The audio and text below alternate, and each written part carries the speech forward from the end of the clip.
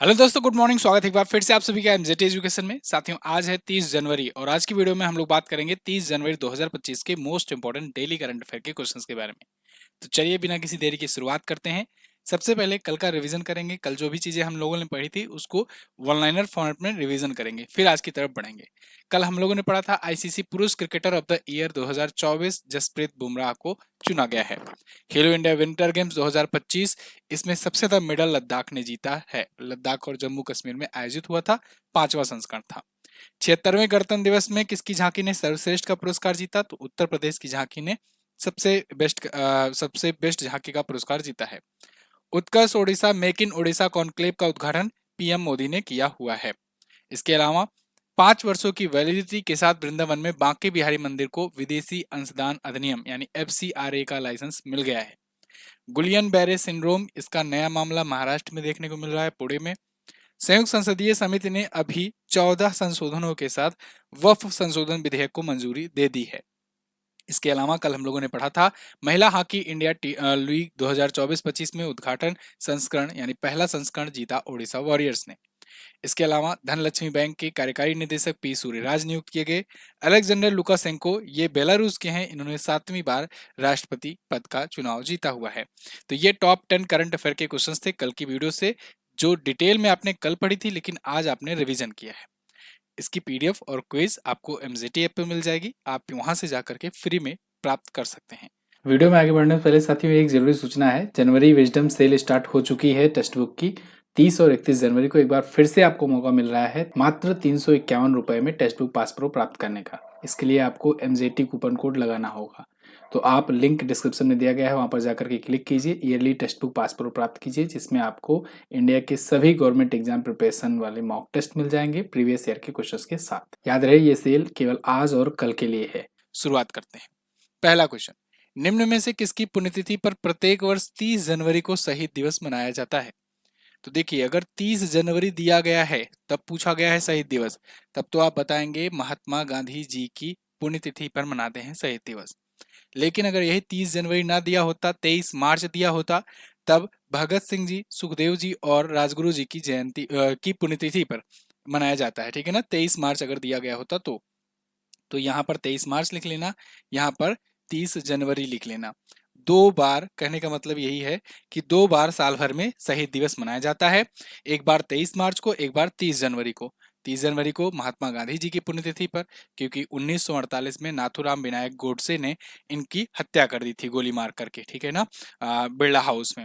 और भगत सिंह, सुखदेव जी और राजगुरु जी को 23 मार्च 1931 को फांसी दी गई थी, इसकी वजह से हम लोग 23 मार्च को मनाते हैं। ठीक है, तो ये दोनों ही याद रखना आपको। खैर, महात्मा गांधी जी के ऊपर आते हैं। दुनिया में ऐसे व्यक्ति जिनके ऊपर सबसे ज्यादा किताबें लिखी गई हैं, वो है महात्मा गांधी।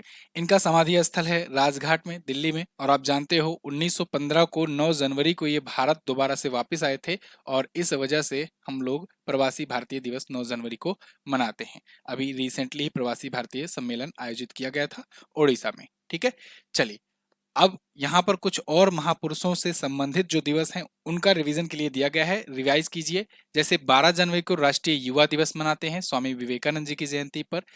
23 जनवरी को मनाते हैं पराक्रम दिवस नेताजी सुभाष चंद्र बोस जी की जयंती पर। 30 जनवरी को शहीद दिवस महात्मा गांधी जी की पुण्यतिथि पर। 11 फरवरी को समर्पण दिवस पंडित दीनदयाल उपाध्याय जी की पुण्यतिथि पर। 13 फरवरी राष्ट्रीय महिला दिवस सरोजिनी नायडू जी की जयंती पर। 23 मार्च को शहीद दिवस भगत सिंह, सुखदेव और राजगुरु जी की पुण्यतिथि पर। 12 मई को अंतर्राष्ट्रीय नर्स दिवस फ्लोरेंस नाइटिंगेल जी की जयंती। और 21 मई राष्ट्रीय आतंकवाद विरोधी दिवस भारत के पूर्व प्रधानमंत्री राजीव गांधी जी की पुण्यतिथि। 29 जून को राष्ट्रीय सांख्यिकी दिवस पीसी महालनोबिस की जयंती। 20 अगस्त सद्भावना दिवस राजीव गांधी जी की जयंती। और 29 अगस्त राष्ट्रीय खेल दिवस मेजर ध्यानचंद जी की जयंती। 5 सितंबर शिक्षक दिवस सर्वपल्ली राधाकृष्णन जी की जयंती। 15 सितंबर राष्ट्रीय इंजीनियर्स दिवस एम विश्वेश्वरैया जी की जयंती। इसके अलावा 25 सितंबर को अंत्योदय दिवस मनाते हैं पंडित दीनदयाल उपाध्याय जी की जयंती पर। ध्यान रहे, देखो 25 सितंबर को इनका जन्म हुआ था तो अंत्योदय दिवस, इनकी पुण्यतिथि को 11 फरवरी को समर्पण दिवस। ठीक है ना, तो पुण्यतिथि पर भी दिवस मनाया जाता है और जयंती पर। ऐसे ही राजीव गांधी जी की भी जयंती पर और पुण्यतिथि पर अलग अलग दिवस मनाए जाते हैं। पुण्यतिथि पर आतंकवाद विरोधी दिवस और जयंती पर मनाया जाएगा सद्भावना दिवस। ठीक, अगला इसके बाद है अंतर्राष्ट्रीय अहिंसा दिवस, महात्मा गांधी जी की जयंती पर, अगेन इनकी भी जयंती और पुण्यतिथि पर दिवस मनाए जाते हैं। विश्व छात्र दिवस डॉक्टर एपीजे अब्दुल कलाम जी की जयंती पर 15 अक्टूबर को, और 31 अक्टूबर को राष्ट्रीय एकता दिवस सरदार वल्लभ भाई पटेल जी की जयंती पर। अच्छा, 2 अक्टूबर को ही लाल बहादुर शास्त्री जी की भी जयंती होती है, लेकिन उनकी जयंती पर कोई स्पेशल दिवस नहीं डेडिकेट किया गया है, इसलिए यहाँ पर हम लोग दिवस, क्योंकि यहाँ पर जो नाम है उसको पढ़ रहे हैं। राष्ट्रीय एकता दिवस सरदार वल्लभ भाई पटेल जी की जयंती पर मनाया जाता है। राष्ट्रीय शिक्षा दिवस मौलाना अबुल कलाम आजाद जी की जयंती पर मनाते हैं। बाल दिवस पंडित जवाहरलाल नेहरू जी की जयंती पर 14 नवंबर को मनाते हैं। महापरिनिर्वाण दिवस डॉक्टर भीमराव अम्बेडकर जी की पुण्यतिथि पर 6 दिसंबर को मनाते हैं। राष्ट्रीय किसान दिवस चौधरी चरण सिंह जी की जयंती पर 23 दिसंबर को मनाते हैं, और 25 दिसंबर को सुशासन दिवस अटल बिहारी वाजपेयी जी की जयंती पर मनाते हैं। ये महत्वपूर्ण चर्चित व्यक्तियों से संबंधित दिवस हैं। इसको जब भी ऐसा रिलेटेड क्वेश्चन आता है मैं आपको बताता हूँ, तो आप लोग इसका रिवीजन जरूर कर लिया करो, ठीक है ना। थोड़ा सा इधर कट रहा है। चलिए अगला, भारतीय अंतरिक्ष अनुसंधान संगठन यानी कि इसरो, इसने 29 जनवरी 2025 को अपना कौन सावा मिशन लॉन्च करके एक ऐतिहासिक उपलब्धि हासिल की। तो इसरो ने अभी 29 जनवरी 2025 को अपना 100वां मिशन लॉन्च किया है। यहाँ पर देखिए द हिंदू का आर्टिकल है, इसरो का 100th मिशन है ये, हाईलाइट जीएसएलवी F-15 रॉकेट से इन्होंने लॉन्च किया हुआ है। जीएसएलवी मतलब जियो सिंक्रोनस लॉन्च व्हीकल। मैं आपको कई बार बता चुका हूं कि भारत के पास जो रॉकेट्स हैं, रॉकेट का काम क्या होता है, देखो बेसिक समझो। रॉकेट का काम मात्र इतना है कि सैटेलाइट को ले जाकर के उसको कक्षा में छोड़ देना। अगर रीयूजेबल रॉकेट है तो वो छोड़ करके वापस भी आ जाएगा। ये कुछ ही चुनिंदा स्पेस एजेंसीज के पास है, जैसे एलन मस्क की स्पेस एक्स वगैरह के पास फाल्कन 9 रॉकेट है। अभी इसरो पूरा डेवलप नहीं कर पाया है। तो जो रॉकेट होता है उसका काम यही कि सैटेलाइट को ले जाकर के कक्षा में छोड़ देना, ठीक है। तो अब इसमें भी कई टाइप के होते हैं सैटेलाइट। कुछ होते हैं जो लोअर अर्थ ऑर्बिट में छोड़ते हैं, मतलब पृथ्वी की निचली कक्षा में। कुछ होते हैं जो जियो सिंक्रोनस ऑर्बिट में छोड़ते हैं। जियो सिंक्रोनस ऑर्बिट मतलब कि जैसे जैसे पृथ्वी घूमेगी वैसे वैसे वो भी घूमेगा पृथ्वी के आइडेंटिकल।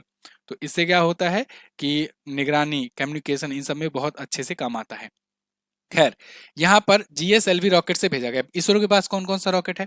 इसरो के पास देखो अब तो एसएसएलवी भी बन गया है, यानी स्मॉल सैटेलाइट लॉन्च व्हीकल बन गया है।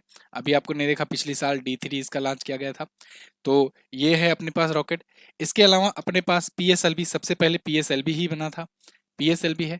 उसके इसके अलावा जीएसएलवी है। पीएसएलवी यानी कि पोलर सैटेलाइट लॉन्च व्हीकल। इसको समझो जैसे अपनी ये है पृथ्वी गोल गोल, है ना। अगर हम लोग पोलर सैटेलाइट लॉन्च करेंगे व्हीकल, तो वो ऐसे पोलर में, पृथ्वी के ध्रुवीय टाइप में वो चक्कर लगाता है, ऐसे होता है। जियो सिंक्रोनस वाला वो पृथ्वी के साथ साथ पृथ्वी की ही तरह इस तरफ में इस ऐसे चक्कर लगाता है। ओके, जीएसएलवी यानी जियो सिंक्रोनस हो गया। इसके अलावा कौन सा है, आपने एलवी एलवी M3 देखा था, जिससे चंद्रयान लॉन्च किया था ना, हम लोगों ने चंद्रयान 3 लॉन्च किया था। तो वो भी एक्चुअली में जीएसएलवी का ही एक सब पार्ट है, ठीक है। तो उसी का अपग्रेडेड वर्जन है, वो भी अपना हैवी रॉकेट है। तो खैर, ये जो सैटेलाइट जो भेजा गया है वो है NVS-02 सैटेलाइट। ये जीएसएलवी F-15 से भेजा गया है। क्लियर। अभी कुछ दिन पहले PSLV C-60 लॉन्च किया था इसरो ने। PSLV C-60 यानी कि वो PSLV रॉकेट था और C-60 उसका नंबर था। आगे, तो ये जो है 51.7 मीटर लंबा है, 3 स्टेज वाला रॉकेट है। स्टेज आप जानते ही होंगे, देखते होंगे वीडियो अगर लॉन्चिंग वगैरह की। तो स्टेज मतलब कि कई चरण में जाकर के वो टूटते जाते हैं, अलग होते जाते हैं। एक्चुअली में उसमें फ्यूल भरा होता है। जब वो फ्यूल खर्च होता जाता है, तो फिर उसको ढोने का क्या मतलब, उस चरण को एलिमिनेट कर दिया जाता है। तो उसके बाद अगला चरण शुरू होता है। फिर अगले चरण में भी जो थ्रस्ट उसका भरा होता है, वो जब खत्म हो जाता है तो उसको भी अलग कर देते हैं। तो लास्ट में बचती है सैटेलाइट, ठीक है। चलिए, 15 अगस्त 1969 को इसकी स्थापना हुई थी। बेंगलुरु में हेडक्वार्टर है। अध्यक्ष अभी नए बने हैं वी नारायणन। एस सोमनाथ जी की जगह पर नए अध्यक्ष आए हैं, इनका नाम याद रखना, ठीक है। अगला, इसके अलावा ऐसे ही डिटेल अगर कंटेंट चाहिए आपको और समझदारी के साथ चाहिए, मतलब कि उसमें रिलेटेड स्टैटिक जो भी जरूरी चीजें हैं वो अगर डिटेल से चाहिए, तो ये ब्रह्मास्त्र करंट अफेयर की बुक लेकर के देखिए। अगर आपने अभी तक ब्रह्मास्त्र सीरीज की कोई पुस्तक नहीं पढ़ी है, तो आप इस बुक को एक बार लेकर के देखिए। जितने लोग भी पिछले साल का लिए थे वो सब लोग इसको ऑलरेडी ले चुके हैं। तो आप लोग इसको ट्राई कीजिए एक बार, बुक पसंद आएगी तो कमेंट करके हमें बताइएगा भाई। जितने लोग के पास है बुक वो लोग कमेंट करके आज बताएं। इस बुक में चैप्टर वाइज है, डिटेल कंटेंट है, प्रश्नोत्तर माध्यम में। देखो मार्केट में ऑनलाइन में बहुत सारे बुक अवेलेबल है, लेकिन उसमें कहीं पर वो वन लाइनर फॉर्मेट में है, कहीं पता लग रहा है कि पूरा कंटेंट नहीं है, कहीं पता लग रहा है कि वो केवल थ्योरी थ्योरी दिए हुए हैं, प्रश्नोत्तर माध्यम में नहीं है। तो ऐसे में अगर Q&A फॉर्मेट में, वो भी चैप्टर वाइज डिटेल एक्सप्लेनेशन के साथ, हर एक चीज कवर अगर आपको ये बुक चाहिए तो आप ये ऑर्डर कर सकते हो। और इंग्लिश वालों के लिए स्पायरल नोट्स बना करके इसका कॉपी दिया जा रहा है, तो आप इंग्लिश वाले जो हैं वो व्हाट्सएप करें, उनको व्हाट्सएप पर बताया जाएगा कि कैसे उनको ऑर्डर करना है। जनवरी 2025 में असम राज्य ने किस जिले को अपनी दूसरी राजधानी घोषित की? तो असम राज्य ने अभी अपनी दूसरी राजधानी अनाउंस कर दी है, किसको? डिब्रूगढ़ को। डिब्रूगढ़ ये दूसरी इसकी कैपिटल होगी, सेकंड कैपिटल होगी। असम की कैपिटल है दिसपुर, डिब्रूगढ़ इसकी सेकंड कैपिटल होने वाली है। ये देखिए द हिंदू का आर्टिकल, ये हेमंता विश्व शर्मा जो कि वहां के सीएम है, इन्होंने अनाउंस किया हुआ है। यहाँ पर 2026 में असेंबली इलेक्शन भी होने वाले हैं, ये भी बात ध्यान रखना। खैर, ब्रह्मपुत्र की दक्षिणी तट पर यह है डिब्रूगढ़, और एक स्थायी विधानसभा भवन का निर्माण यहाँ पर किया जाएगा, और ये इसकी सेकेंड कैपिटल होगी असम की। ठीक है, शासन का विकेंद्रीकरण करना और ऊपरी असम में विकास को बढ़ावा देना, ये इसका उद्देश्य है। अच्छा, एक चीज और देखो, डिब्रूगढ़ शब्द आया है, डिब्रूगढ़ से आपको रिवीजन करना है। क्या रिवीजन करोगे? अगर आपको याद हो तो गंगा विलास क्रूज चलता है, कहां से कहां तक? वाराणसी से डिब्रूगढ़ तक चलता है। वाराणसी से डिब्रूगढ़ तक चलता है गंगा विलास क्रूज, और वो भारत का सबसे लंबा नदी क्रूज सेवा है। ठीक है, वाराणसी से डिब्रूगढ़। असम के बारे में अब स्टैटिक जान लो। असम यहाँ पर आपको दिख जाएगा, ये है पूर्वोत्तर राज्य में असम। असम से ही बाकी सब राज्य अलग हुए हैं, इसीलिए ये सबसे अपना बॉर्डर शेयर करता है। तो आपको ये तो याद ही नहीं रखना है कि किससे बॉर्डर शेयर करता है, ये सबसे शेयर करता है। ठीक है, दिसपुर इसकी कैपिटल। हेमंता विश्व शर्मा बीजेपी पार्टी से सीएम। लक्ष्मण प्रसाद आचार्य यहाँ के गवर्नर। यहाँ पर हफलोंग झील है, चंडूबी है, डिघाली पुखरी है, शिवसागर लेक है, तमरंगा झील है, डिगबोई झील है, दीपोर बिल है, इसके अलावा सोनबिल है और देहिंग लेक है। नेशनल पार्क की बात करें तो रायमोना नेशनल पार्क है, काजीरंगा, मानस, नामेरी, औरंग, डिब्रूगढ़ सैखोवा और देहिंग पटकाई। असम का बिहू लोक नृत्य बहुत ज्यादा फेमस है। भोरताल नृत्य होता है, खम्बालिम होता है, इसके अलावा यहाँ पर सात्रिया होता है। क्या होता है? सात्रिया। ये भी कई एग्जाम में पूछा गया है, ये भी आप याद रखेंगे। असम में 35 जिले हैं, 126 विधानसभा में सीटें हैं और 14 लोकसभा में सीटें हैं, 7 यहाँ पर राज्यसभा में सीटें जाती है। अगला, हाल ही में भारत ने किस देश के राष्ट्रपति को प्रवासी भारतीय पुरस्कार प्रदान किया? तो भारत सरकार ने प्रवासी भारतीय सम्मेलन आयोजित किया था। उसी प्रवासी भारतीय सम्मेलन में जो मुख्य अतिथि के रूप में आई हुई थी, कौन थी? त्रिनिदाद और टोबैको की राष्ट्रपति। इनको दे दिया है प्रवासी भारतीय पुरस्कार इस बार का। ठीक है, कहाँ आयोजित हुआ था? ओडिशा में। बहुत इंपॉर्टेंट है, पूछा जाएगा। ठीक है, दोनों ही पॉइंट, एक तो इनका नाम भी पूछा जाएगा, किस देश के राष्ट्रपति हैं ये भी पूछा जाएगा, और प्रवासी भारतीय सम्मेलन कहाँ आयोजित किया गया ये भी पूछा जाएगा। तो भुवनेश्वर ओडिशा में आयोजित किया गया था, और इनकी जो प्रेसिडेंट है, जिनका नाम है क्रिस्टीन कार्ला कंगालू, तो इनको दिया गया है प्रवासी भारतीय पुरस्कार 2025 का। हर दूसरे वर्ष प्रवासी भारतीय सम्मेलन आयोजित होता है, 8 से 10 जनवरी तक आयोजित होता है, क्योंकि 9 जनवरी को प्रवासी भारतीय दिवस मनाते हैं। ठीक है, चलिए, अगर त्रिनिदाद और टोबैगो की बात करें तो पोर्ट ऑफ स्पेन इसकी राजधानी होती है। त्रिनिदाद और टोबैगो जो है एक छोटा सा देश है, कहाँ का? अफ्रीका का। कैथ राउली जो है इसकी प्रधानमंत्री हैं, और मुद्रा त्रिनिदाद एंड टोबैगो डॉलर होती है। 18वें प्रवासी दिवस सम्मेलन भुवनेश्वर में हुआ था। अगला, जनवरी 2025 में किस राज्य में 5 दिवसीय सांभर महोत्सव का आयोजन किया गया? सांभर महोत्सव। सांभर झील कहां पर है, याद होगा आपको? सांभर झील याद है ना? सबसे खारी झील है सांभर झील। लवणता के मामले में सबसे ज्यादा लवणता वाला जल जो है वो सांभर झील का है, लेकिन खारे पानी की सबसे बड़ी झील जो है वो चिल्का झील है। सबसे खारा पानी सांभर झील का है। और ये कहाँ पर है सांभर झील? ये है राजस्थान में। तो राजस्थान में सांभर महोत्सव भी आयोजित होता है वहीं पर। ठीक है ना, तो राजस्थान में सांभर झील अभी आयोजित किया गया, सॉरी सांभर महोत्सव आयोजित किया गया। 5 दिवसीय ये सांभर फेस्टिवल था। ठीक है ना, तो 24 से 28 जनवरी तक चला। इसके अलावा इसका उद्घाटन पूर्व विधायक निर्मल कुमावत और पर्यटन विभाग के अतिरिक्त निदेशक राकेश शर्मा ने किया। 2023 से इस महोत्सव की शुरुआत हुई है। देखिए, सबसे बड़ी अंतर्देशीय नमक झील है लवणता के मामले में, अरावली पर्वतमाला के अवसाद में स्थित है। ये क्वेश्चन पूछा जा सकता है। कि निम्न में से कौन सी झील अरावली पर्वत के अवसाद में स्थित है। शायद क्वेश्चन पूछा गया है, क्योंकि मुझे ध्यान आ रहा है, ऐसा लग रहा है पूछा गया है एग्जाम में क्वेश्चन। चलिए, सांबर झील एक आर्द्रभूमि क्षेत्र भी है, मतलब कि इसको रामसर साइट में भी शामिल किया गया है। 1990 में रामसर कन्वेंशन के तहत इसको अंतर्राष्ट्रीय महत्व की एक आर्द्रभूमि घोषित किया गया था। ये कुछ और महोत्सव हैं, रिवीजन करना चाहो आप। अंतर्राष्ट्रीय बाजरा महोत्सव अभी कर्नाटक में हुआ। अंतर्राष्ट्रीय पतंग मिठाई महोत्सव ये तेलंगाना में हुआ। अंतर्राष्ट्रीय पतंग महोत्सव अगर कहा जाए तब आप गुजरात बताना। अंतर्राष्ट्रीय पतंग मिठाई महोत्सव पूछा जाएगा तब आप तेलंगाना बताना। फ्लेमिंगो फेस्टिवल आंध्र प्रदेश में हुआ। ग्रामीण भारत महोत्सव नई दिल्ली में। हाथी महोत्सव नेपाल में हुआ। लद्दाख में लोसर फेस्टिवल और मेगोंग मेघालय में। मेगोंग मेघालय। Hornbill festival Nagaland. अगला, Times Higher Education World University ranking में 22 सब्जेक्ट 2025 के अनुसार कौन सी यूनिवर्सिटी 9 विषयों में शीर्ष पर रही है। थोड़ा सा इसमें क्वेश्चन में करेक्शन करना है। देखिए, Times Higher Education World University के अनुसार कौन से देश की यूनिवर्सिटी 9 विषयों में शीर्ष पर रही है, कुछ ऐसा रहेगा क्वेश्चन। तो इसमें अमेरिका की यूनिवर्सिटी जो है, अमेरिका की यूनिवर्सिटी, ये 11 सब्जेक्ट में पूरा सर्वे कराया गया था। 11 में से 9 में ये टॉप पर रही है, ठीक है ना। आप ये आर्टिकल देखोगे द हिंदू का, तो इसमें लिखा गया है THE मतलब कि यहाँ द मत पढ़ना, इसका मतलब टाइम्स हायर एजुकेशन। तो Times Higher Education World University की रैंकिंग में 22 सब्जेक्ट में top 10 engineering college of US, top 10 में इंग्लिश के यूएस के हैं। क्या क्या है देखो यहाँ पर, यहाँ लिखा गया है US dominance with universities claiming top position in 9 out of 11 subject. तो मतलब 11 सब्जेक्ट्स में अलग अलग सब्जेक्ट की रैंकिंग निकाली गई। उन 11 सब्जेक्ट की रैंकिंग्स में 9 सब्जेक्ट में टॉप पर यूएस की रही। क्वेश्चन का, कवि का कहने का तात्पर्य ये है, ठीक है। तो चलिए, 11 में से 9 विषयों में शीर्ष स्थान यूएसए का रहा है। अब इसमें इंजीनियरिंग कैटेगरी में हार्वर्ड यूनिवर्सिटी टॉप पर रही। सोशल साइंस में हार्वर्ड, लाइफ साइंसेज में हार्वर्ड, मेडिकल और हेल्थ में हार्वर्ड। इसके अलावा देखिए, फिजिकल साइंसेज में कैलिफोर्निया, साइकोलॉजी में स्टैनफोर्ड, आर्ट्स एंड ह्यूमैनिटीज में MIT यानी कि Massachusetts Institute of Technology, business economy में University of Pennsylvania, computer science में University of Oxford, education studies में स्टैनफोर्ड और कानून लॉ में स्टैनफोर्ड यूनिवर्सिटी। ये इंग्लिश में भी लिस्ट है। ये सारी यूनिवर्सिटीज वैसे तो यूएस की ही हैं, है ना इसमें, लेकिन इसमें 9 में टॉप पर यूएस की यूनिवर्सिटीज हैं, 1-2 में दूसरे स्थान पर। किस राज्य सरकार ने 76वें गणतंत्र दिवस के अवसर पर गरीबों और वंचितों के लिए इंदिराम्मा इंदु आवास योजना शुरू की। तो इंदिराम्मा इंदु आवास योजना शुरू की है तेलंगाना की गवर्नमेंट ने।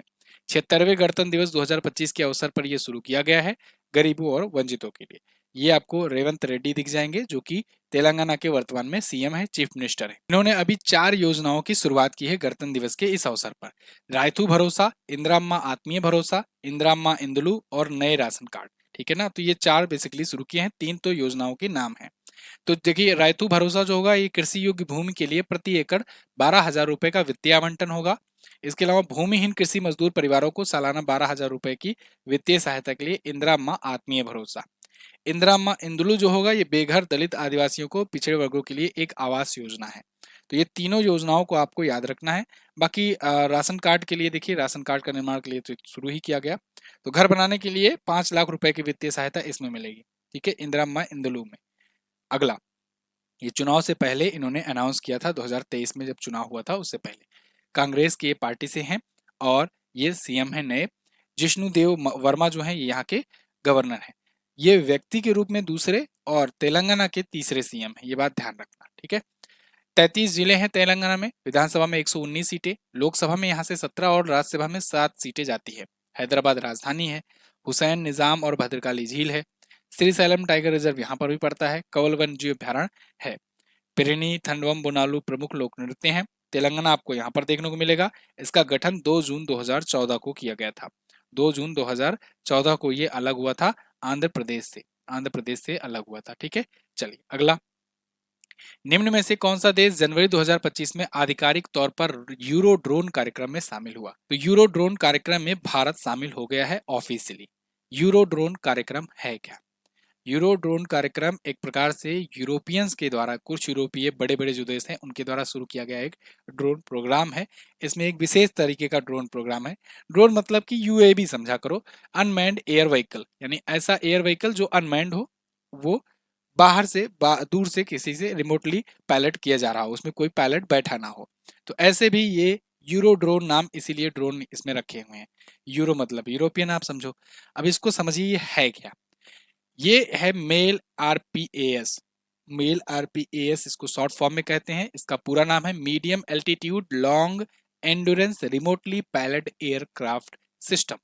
यानी मीडियम एल्टीट्यूड वाला, मीडियम एल्टीट्यूड मतलब कि लो एल्टीट्यूड और हायर एल्टीट्यूड के बीच में। मीडियम एल्टीट्यूड ज्यादा हाइट ना बहुत ज्यादा ऊंचाई पर ना बहुत ज्यादा नीचे उड़ता हो, ये मीडियम एल्टीट्यूड पर उड़ता हो। लॉन्ग एंड्योरेंस, लॉन्ग एंड्योरेंस मतलब कि एक बार अच्छी क्षमता वाला, लंबी क्षमता वाला रिमोटली पायलट, रिमोटली जो पायलट से चलाया जाता हो एयरक्राफ्ट, वो ठीक है। तो इसीलिए इसे शॉर्ट फॉर्म में मेल आरपीएएस कहते हैं। अगस्त 2024 में भारत इसमें शामिल होने के लिए अनुरोध किया था, वो अनुरोध एक्सेप्ट हो गया है। जर्मनी, फ्रांस, इटली और स्पेन के साथ अब भारत भी इसमें शामिल होगा। तो देखिए यूरोप के ये बड़े देश हैं और ये इसमें इन्होंने इसकी शुरुआत की थी, अब इसमें भारत भी शामिल होगा। ठीक है। अब इसका नेतृत्व Airbus defence and space Germany के द्वारा किया जाता है। प्रमुख उप ठेकेदारों के रूप में इटली, फ्रांस और स्पेन की ये कंपनियां हैं। जापान नवंबर 2023 में पहला पर्यवेक्षक देश के रूप में यानी कि सुपरवाइजर कंट्री के रूप में शामिल हुआ था। अगला, संयुक्त अरब अमीरात ने किस वर्ष को समुदाय का वर्ष यानी ईयर ऑफ कम्युनिटी घोषित किया? तो यूएई ने वर्ष 2025 को, जो वर्ष ये चल रहा है, इसको ईयर ऑफ कम्युनिटी घोषित किया हुआ है। क्यों? ये थोड़ा सा कनेक्टिविटी अपना और बढ़ाना चाहता है ग्लोबली। तो यहाँ पर यूएई ने ईयर ऑफ कम्युनिटी इसलिए घोषित किया जिससे कम्युनिटी को थोड़ा सा और तवज्जो दे सके, समाज में एकता, समावेश और सामाजिक सामंजस्य बढ़ा सके। इसके लिए इन्होंने हैंड इन हैंड नाम का नारा भी दिया है। हैंड इन हैंड, वैसे हैंड इन हैंड जो है ना, ये एक्सरसाइज का भी नाम है, इसको याद रखना। Hand in hand exercise Bharat और चीन के बीच में होती है। खैर, यूएई के राष्ट्रपति शेख मोहम्मद बिन जायद अल नहयान ने यह घोषणा की हुई है। यूएई की राजधानी अबू धाबी होती है। यूएई दिरहम यहाँ की करेंसी होती है। यूएई कहाँ पर पड़ता है? देखिए वर्ल्ड मैप में, ये रहा अपना प्यारा भारत। यहाँ से आप पाकिस्तान छोड़ो, ईरान छोड़ो, इधर देखोगे गल्फ ऑफ ओमान के पास में एक देश है यूएई, यूनाइटेड अरब अमीरात। यूनाइटेड अरब अमीरात 7 अमीरात का एक यूनाइटेड है, यानी कि देश है, संयुक्त है। जैसे United states of America 50 state का एक ग्रुप है, ऐसे ही यूनाइटेड अरब अमीरात 7 अमीरात का एक ग्रुप है। उसके बाद इसको एक देश बना दिया गया है। अब इस देश में जो सबसे बड़ा अमीरात है अबू धाबी, उसको राजधानी बना दिया गया है। दूसरा जो सबसे बड़ा अमीरात है यूएई, सॉरी दुबई, उसको वो सेकंड कैपिटल है, या कहें कि इसकी फाइनेंशियल कैपिटल है। अच्छा, दुबई में जो उसका प्रमुख होता है, सबके प्रमुख है 7 स्टेट में या कहें 7 अमीरात में, जो दुबई का जो अमीरात होता है वो होता है यहाँ का प्रधानमंत्री, और जो यूएई का अमीरात होता है वो होता है यहाँ का राष्ट्रपति। तो ये अब्दुल अल जायद अल नहयान कौन हुए? ये मोहम्मद बिन जायद अल नहयान कौन हुए? ये अबू धाबी के अमीरात भी हैं और देश के राष्ट्रपति भी हैं। बात समझ में आई? चलिए, भारत से यूएई का व्यापार, यूएई और भारत के बीच में ट्रेड की बात करें तो तीसरा सबसे बड़ा ट्रेड पार्टनर है। हम लोग सबसे ज्यादा ट्रेड किससे करते हैं? चाइना से, दूसरा अमेरिका से, तीसरे नंबर पर यूएई से करते हैं। अगला, यूटीटी 86वीं सीनियर राष्ट्रीय और अंतरराज्यीय टेबल टेनिस चैंपियनशिप में पुरुष सिंगल का खिताब किसने जीता? तो मेन सिंगल का खिताब जीत लिया है मानुष शाह ने। मानुष शाह आपको यहाँ पर दिख जाएंगे। तो ये मेन सिंगल जीते हैं, और विमेन सिंगल जीती हुई हैं दिया चितले।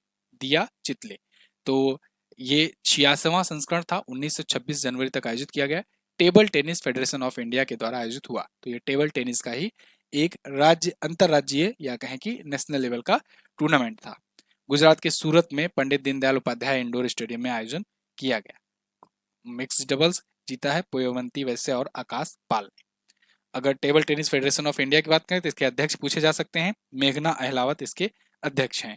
तो ये थे टॉप 10 करंट अफेयर के क्वेश्चंस आज के दिन से। आई होप आपको वीडियो पसंद आई होगी। अगर पसंद आई है तो इसको लाइक कीजिएगा, शेयर कीजिएगा, और हाँ, बुक को जरूर ऑर्डर कीजिए। लिंक डिस्क्रिप्शन में दिया गया है, कमेंट बॉक्स भी चेक कर लीजिए, पिन कमेंट भी। बुक को ऑर्डर कीजिए। ये बुक आपको इस साल जरूर लेनी है, अपने टेबल पर रखनी है, और इसको पढ़िए। और इसको पढ़ करके आप देखिए कंटेंट किस प्रकार का कितना ज़्यादा ज़बरदस्त है, और आपको एग्जाम देने बैठोगे तो उसमें पूरा कॉन्फिडेंस रहेगा। ना सिर्फ कॉन्फिडेंस रहेगा बल्कि सारे क्वेश्चंस भी अटेम्प्ट करके आओगे।